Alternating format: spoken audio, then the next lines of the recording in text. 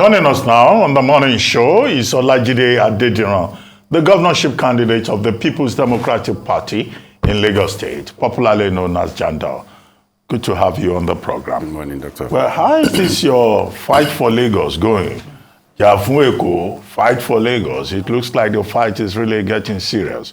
Your running mate was chased out of a market, we were told, and then the APC accused you of, taking thugs to the mosque in Aguda, Surulere, such that, in fact, the debate that was organized by, the platform, as that platform is called, the platform, the governor of Lagos State issued a statement saying that he will never appear on any platform with PDP gubernatorial candidate and his agents of violence. So, who is telling us the truth here? That's why I say the fight appears to be getting really messy. Okay, so I think I'm going to take it from his excuse for not attending the debates. If a governor of Lagos State, who is supposed to be the chief security officer of the state, is saying that I am not safe standing by, a citizen of the state, okay, for whatever reason, then that speaks volume of what people of Lagos should expect. Is telling all of us that we're not safe, under his watch, because even him himself is not safe in a closed set where the debate is going to happen. So I'm just going to dump that one there. That is not actually his excuse for not coming to debate. If you want him to come to the debate, he will come and explain how he did a budget of 812 billion naira in 2020 with 120% budget performance at the end of the year, according to him. He will come and explain how he did a budget of 1.25 trillion in 2021 and how that recorded a performance of 85.7% in that year. He will come and explain how he had a budget of 2022 of 1.758 trillion with a performance of 77.9 in the second quarter of that year.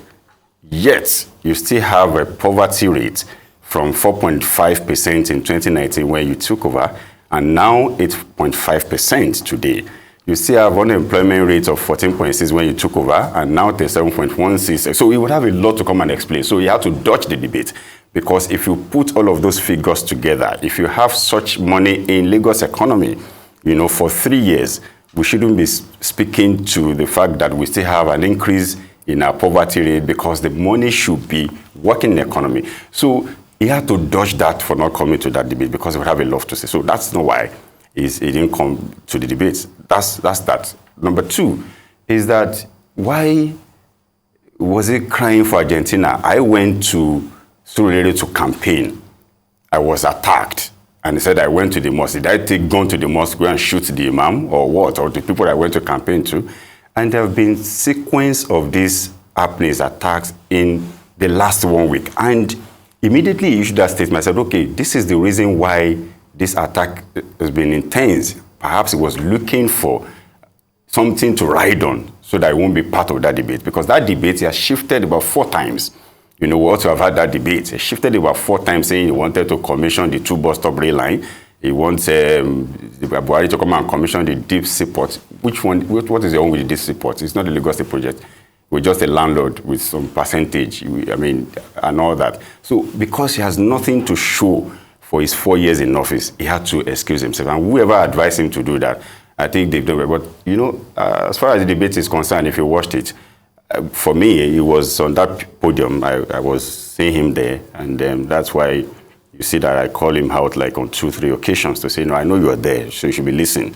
Why we are here today is because you didn't do well, and we're going to take this office. Because in that debate, the last time he went for the debate was 2019. And when he flagged off his own campaign in 2019, his own campaign, MC Olumo was stabbed in his neck that day, in his very front. He didn't, because of that, not to go to that debate. He went to the debate thereafter. So why this excuse of there is act of violence, that's why I won't go to a debate? A chief security officer of the state. So what is he saying to all of us? That we are not safe, that he's not capable of even securing his own self, let alone all of us. I think for me, that's how I react on that one. So the spirit of attack is becoming unbecoming, and we need to do the needful. It wasn't an attack on me. It was an attack on the people of Lagos, on the people that were working together.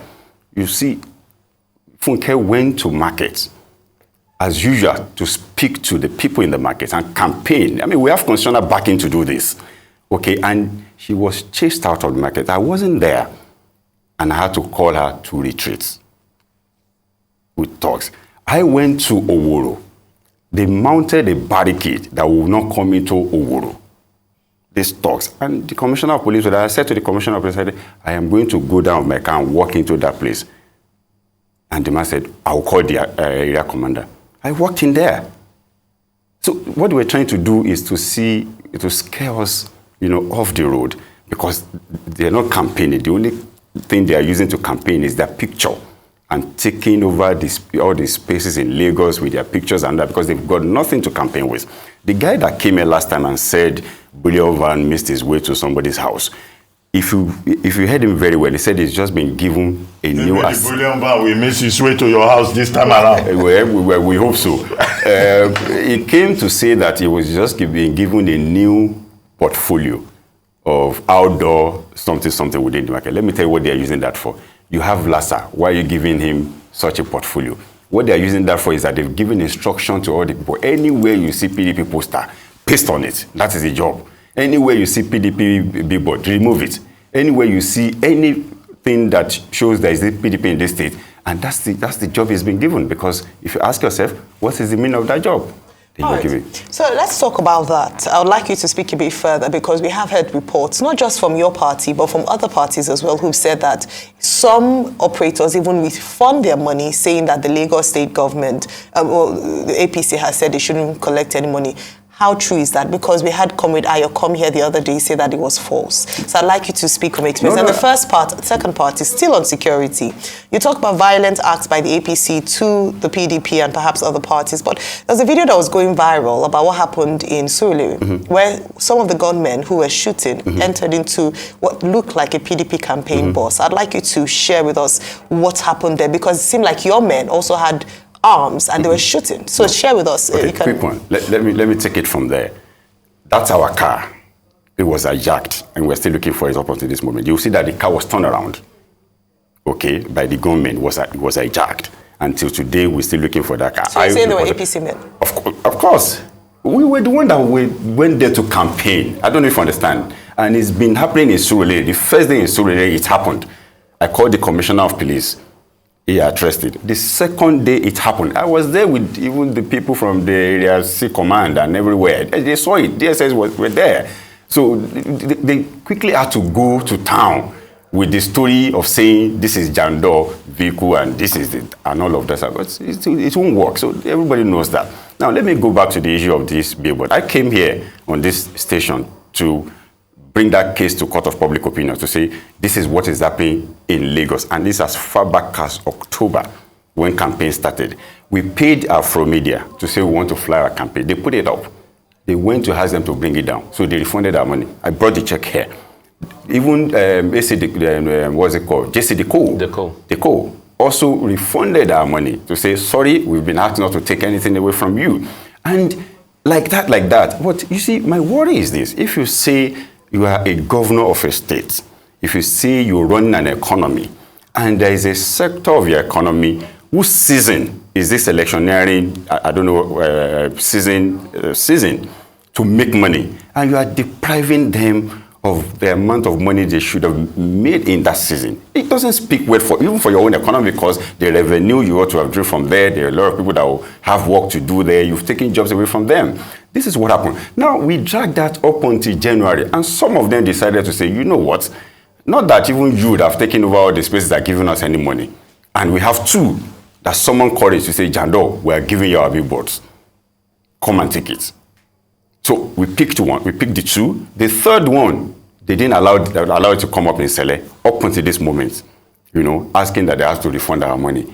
So it's not just about not allowing us to deploy. It's about depriving your own economy of the gains. And you say you have experience. What experience do you have? So I won't blame him. That's why I keep saying that. If you have somebody like that who has always been salary earners, apologies to those who are in that realm, and give him an economy of Lagos, he wouldn't understand what economy means, how to run it. Okay, Jandor, let me take you up on some things. You said this government has not done a lot. This government argues that they've done a lot. You said the Lekki Deep Sea Port, they are just landlords. They said it was their ingenuity that was able to bring all the investors together. They said they have done real life. In fact, even the presidential candidates of the APC, while campaigning, yes, they said, we have done seaports, we have done rail line, that people are going through across the train tracks, that they have also done many things as regards, development and urban renewal. They said they have built a lot of hospitals, that they have built schools, that they have done so much for the Lagos state government. So why are you saying that? So, I mean, what do you have against their Lekki Seaport? Because we need empirical facts. Also, the rail line. They said they've done the rail. It's electrified rail line. The commissioner was here and said it was electricity that is running the rail line, and everything is working, pari passu. So that they've done all these things. So Rufai, we're all in these states, right? And they said the governor said they've done hospitals, they've done rail line, so let me analyze it to you.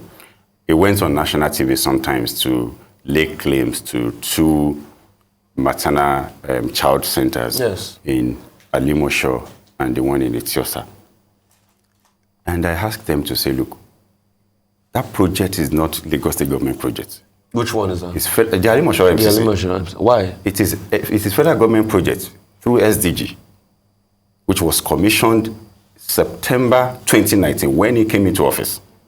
The second one he also laying claim to in Etiosa was also not his own project. It was also commissioned in September 2019. Who owned the Etiosa the Etiosa project? It is Lagos State project, but not his own legacy project. It's commissioned 2019. So he couldn't have built it under 4 months that he came into office.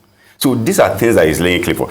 These 2 bus stop blue line that they are celebrating that is still not operational, it's been there for 13 good years. Stations, please. It's 5 true. stations. So I'm a Lagos boy. Dr. Abati, I'm a Lagos boy. Between Marina and my 2, you have just 2 bus stops in between. The first one is Ureli. The second one is the first one is Igomu. The second one is Ureli. After Ureli is my 2. So you shouldn't tell us and make it 5. If you want to create another bus stop, we know. As Lagos boy, you never can tell, maybe some of us have done conductor in this state before. We know everywhere. So what I'm saying is, that's what they are celebrating. It's supposed to be a mass transit. I don't know if you understand. So how many people will you probably ferry within that state? And that's what's been there for 13 good years. So now going again to celebrate Deep Sea Port, we're just a landlord. No, but it's a JV. He's done the Yoruba Randall Center for Yoruba Culture and all of that. Mr. Rufai. Yes, sir. Listen, this is Lagos.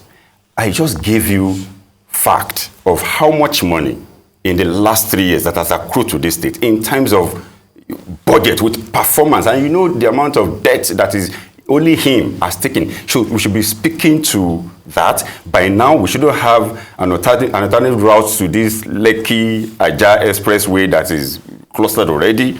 It's just one way in, one way out. We shouldn't be speaking about iconic road projects and bridges in Lagos. No, we'll do better. In fact, we're even saying, since we know that you can't even use our money to do anything for us, because perhaps it's going somewhere. Can you give us, hold on, can you give us at least some policies that will make us feel we have a governor? Let me tell you something. What happened with Barrister Rahim in Etiosa, the woman that was shot on December? We've been having this over and over again. So if I were him, I would look at which one can I control? I don't know if you understand. We don't have general hospital in Etiosa. The land given by the community for them to be general hospital is where you have Royal Garden Estate today. They converted it to personal stuff. We'll come to that later. Yeah, so Royal Garden Estate was supposed to be for general absolutely, hospital? Yes. And it was converted? Yes, it was converted. Now listen, this governor, what I would have done differently with that Rahim to avert replica of what happened was to say, you know what, there is a law which says every hospital must take anybody with gunshot wounds. And there was a particular hospital where Rahim was taken to And that lady was rejected. So what I would have done is to sanction that hospital, and I'll be sending messages to all the hospitals in Lagos that should, or in case we have similar situation, you don't reject. You just have to do it. But he kept quiet. He rather choose to go to Abuja and take photo of the IG to make us feel something. You said something now I would like to interrogate. You said Lagos money is going somewhere. Where is Lagos money going? No. Of course. Okay, where is the money? I just gave so you who is collecting almost the 4 trillion naira now in budgetary allocation. Where is he sending the Lagos money we to? don't know. We'll ask him. Maybe when we get to the office, can we talk about what you intend to do? Yes, what we intend to do. One of the issues that came up at that debate over the weekend at the platform is this issue of thuggery, how thugs have become kings in Lagos. Now, were you to become governor of Lagos State, what will you do about thuggery in Lagos State and make sure that thugs don't any longer, as has been alleged, collect chieftaincy titles in Lagos?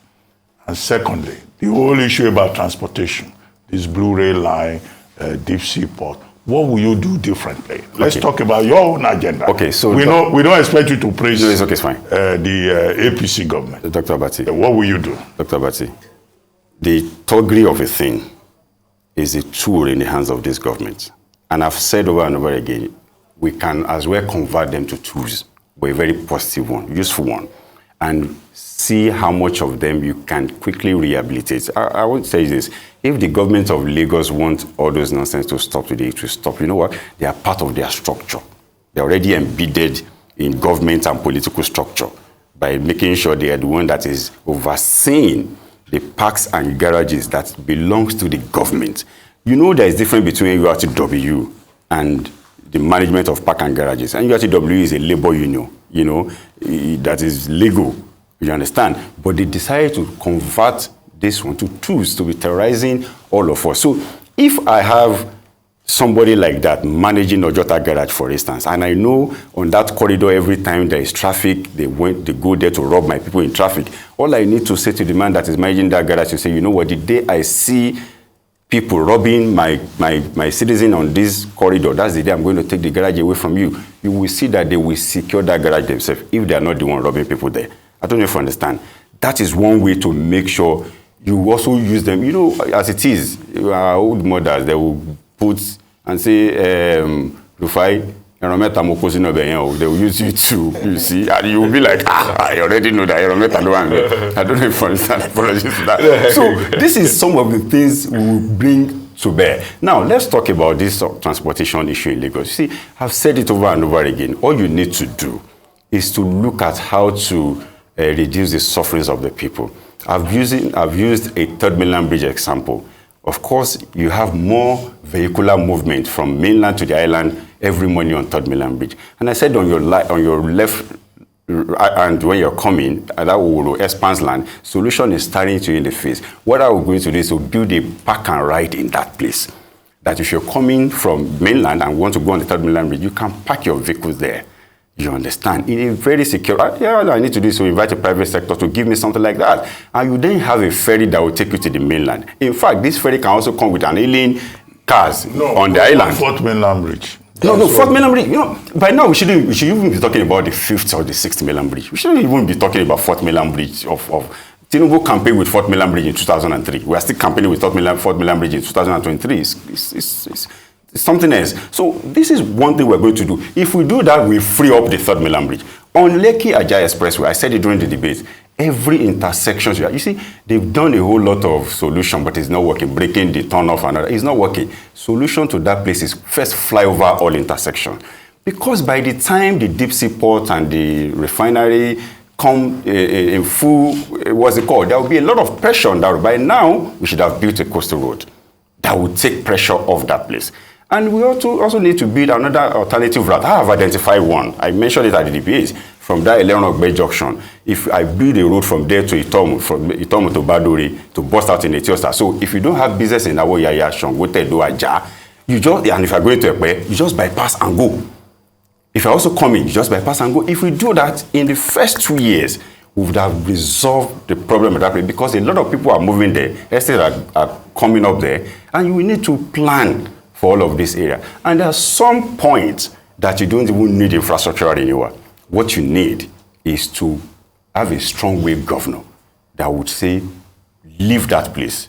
Don't do this in my state, and you clear it. We had a governor in this state before that sanitized almost everywhere. Right. We will bring all of these days back during our own time. Okay, let's talk about two areas as well that you touched on during the debate. One is around unemployment. Lagos currently has a 37.14% unemployment rate. Now, this is for the commercial capital of Nigeria. We have LSCTF, so some initiatives by this government to address that. I'd like to hear your innovation with regards to addressing this. And then the second part is education. You've talked about how you would partner with 5,000 registered schools to get out-of-school children, off the streets. We have the menace of, the beggars on the street, almost mobbing Lagosians. Yes. I'd like to hear how you'd like to handle that and dealing with mushroom private schools in Lagos State. Okay, so let me take it from the education part that you spoke about and these children. So I've said it during my debates. What we need to do is to partner. Aside from the 5,000 registered, we still have 13,000 unregistered. Some of the schools How do you that deal are with there. that problem? No, we'll come to that. But we first need to tackle the menace that we have in our hands, which is the over 2 million out of school children. That's huge. Yeah. So we see as many of them we can spread across the registered school. I've also said I'm going to have a meeting with all churches owners and mosque owners in the state to say, you have a space that you are not using between these school hours. Can I have some of my children in your space and get them who is going to take care of them?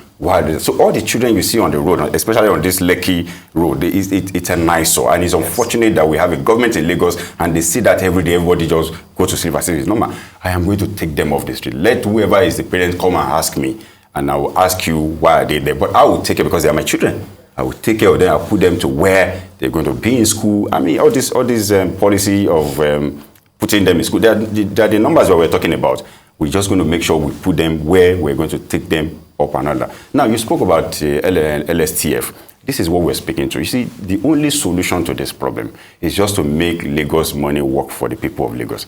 The same LSTF that you're talking about, this governor claimed that he has pumped 10 billion naira into LSTF. So you pump 10 billion naira into LSTF and we still have unemployment rate jumping from 14 to 37%. I don't know if you understand. So which means that money just flew wing. It didn't do anything. I mean, it further impoverished us. I don't know if you understand. Yep. So what we need to do is to make Lagos wealth. Lagos is a wealthy state, but that wealth is on paper. We are coming to ensure that we have a wealthy state in truth, as against what we have currently, which is only on paper. We hear the audio. Lagos is the richest state in Africa, is this, but we can't see that wealth on the streets of Lagos and the lives of Lagosians. What we are betting is a wealthy state in truth. Okay. I mean, because of the want of time, but maybe when we have the next engagement, we'll talk about what you would specifically do for small businesses. But I hear we have to go now because time is not our friend. Thank you so much for your time, Thank Jandor. you very much, Jandor, for joining us, okay? And I hope you talk to the police for protection. Yeah, we've done that. Because every politician is entitled to police protection. Yeah, so that we don't keep fighting for Lagos. We have to fight for in Lagos. In a literal sense. Not physical combat, but we fight for the soul of Lagos. Thank you very much. We've been speaking with the governorship candidates of the PDP, Dr. Olajide Adediran, popularly referred to as Jandor.